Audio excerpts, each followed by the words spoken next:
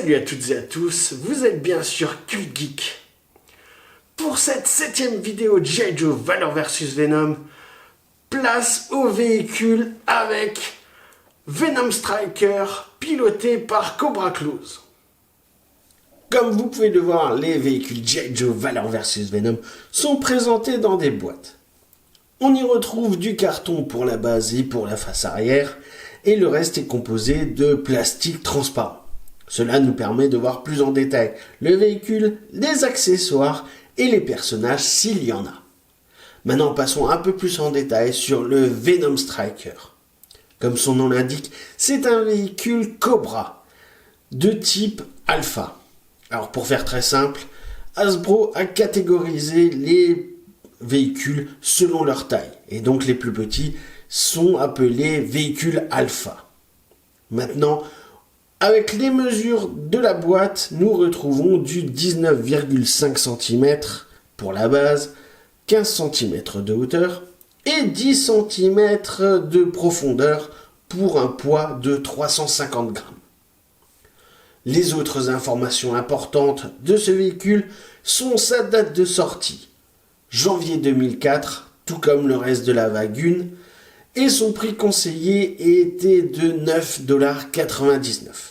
Sur la face avant, vous pouvez retrouver les logos G.I. Joe et Valor vs Venom, ainsi que le nom du véhicule et son pilote.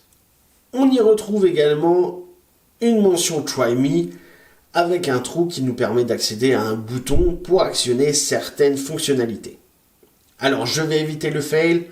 Les piles sont HS et donc dès que j'ouvrirai la boîte, je m'empresserai de les changer et de vous montrer ça. En dessous, nous trouvons une biographie du personnage. Eh bien, pour moi, c'est un grand point noir pour Hasbro. Car effectivement, si on pose simplement la boîte, eh bien, on abîme cette face très rapidement, comme vous pouvez le constater, sur celle que je possède. Ensuite, pour la face arrière, nous avons le véhicule un peu plus en détail et quelques fonctionnalités qui sont énoncées, plus un texte qui nous permet d'en savoir un peu plus sur le véhicule. Et d'ailleurs, nous pouvons également voir certaines mentions légales et autres. Bien écoutez, maintenant on va passer à la review à proprement parler. Comme dans toute la gamme G.I. Joe, on retrouve avec nos véhicules une notice ou un blueprint, le terme utilisé par les collectionneurs. Pourquoi blueprint? Eh bien tout simplement parce que les premières notices de la gamme G.I. Joe étaient avec une encre bleue. Donc depuis on a gardé ce terme de blueprint. Pour ceux qui connaissent la chaîne Cult Geek, vous savez très bien qu'il y a toujours une scène post-générique dans chaque vidéo. Pour les véhicules G.I. Joe, eh bien il y aura une seconde scène post-générique. La première toujours dédiée à la biographie du personnage, donc en version originale et traduite en français, puis la seconde scène qui sera tout simplement un scan de la notice. Maintenant on va passer aux accessoires de notre quad Venom Striker. Et on commence avec un guidon, donc on voit qu'il y a également un sticker dessus. Après vous voyez le cache qui nous permet de maintenir les piles. Donc il y a 3 piles LR44 qui sont fournies avec, que je vais changer par la suite. Ensuite on a une plateforme d'artillerie qui est en 2 pièces, donc ça c'est la principale qu'on pourra justement attacher à l'arrière du quad. On a une autre pièce qui et celle-ci avec 2 canons qu'on pose sur la pièce principale. Après on a un missile, donc vu la forme du missile, on le voit très bien qu'on va pouvoir le propulser. Après on a notre quad, alors je vais commencer par en dessous. Vous voyez qu'il y a un interrupteur à cet endroit là, avec marqué démo ou play. Ici, on a le logement pour les 3 piles LR44. Et pour être honnête, moi j'aime assez ce look agressif et qui me fait d'ailleurs penser à un serpent pour ce quad. Et on termine avec le personnage, donc le pilote, qui n'est autre que un Cobra Claws, donc c'est une troupe. Alors si on traduit littéralement Claws, ce sont des griffes, mais c'est également un acronyme qui veut dire Combat Light Armored Weapons Specialist, qu'on peut traduire par spécialiste des armes blindées légères de combat. Maintenant, je vais tout remettre en ordre. On va changer les piles et je vous présente ça. Allez, on va équiper notre quad.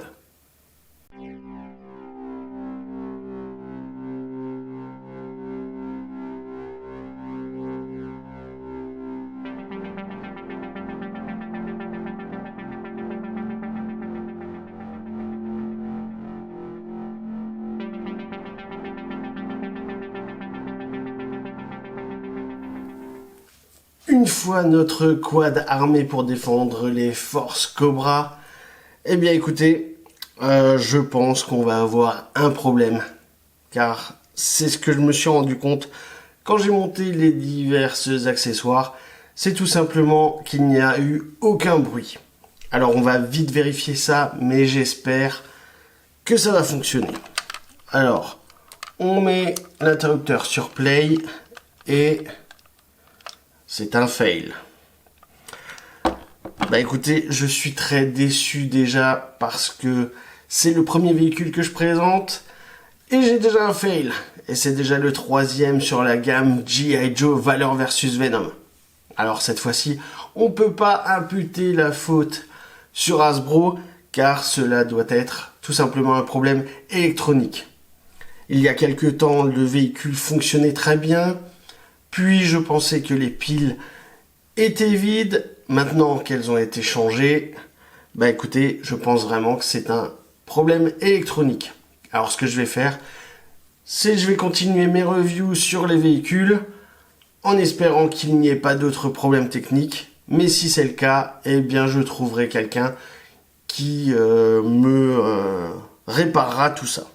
Et donc je préfère le faire en une fois plutôt que d'envoyer à chaque fois un véhicule par véhicule.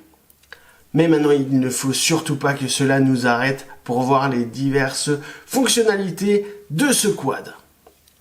Et on commence avec des racks de missiles qu'on peut juste sortir des deux côtés. Alors en temps normal, quand on fait rouler le quad, on est censé entendre un bruit de moteur. Il y a également des sons qui devraient fonctionner quand on fait pivoter la tourelle d'artillerie. On a une plateforme qu'on peut abaisser pour mettre un second personnage. D'ailleurs, c'est ce que je ferai plus tard pour la conclusion en mettant le nombre de personnages qu'il faudra par véhicule.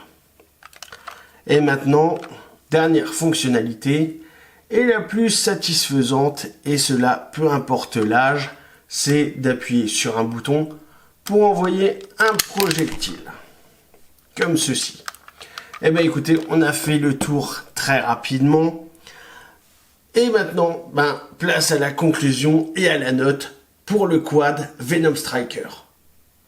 Alors si je devais trouver un côté négatif à ce véhicule, eh bien écoutez, je n'en trouve pas.